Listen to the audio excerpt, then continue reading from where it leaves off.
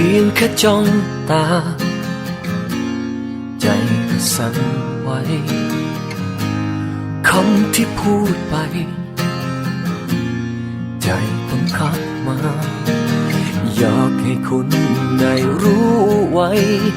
ว่าข้อความที่ส่งไปกลั่นมาจากใจฝากไปตามสายลม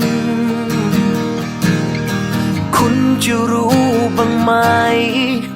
คืนนี้ผมนอนไม่หลับคุณจะรู้ไหมครับหน้าคุณลอยอยู่เต็มฟ้า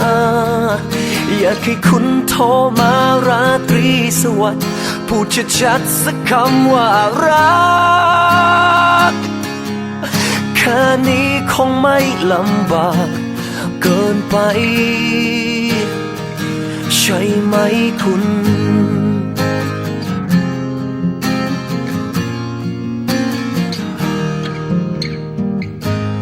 ดาวก็สวยดีลมก็พัดเย็น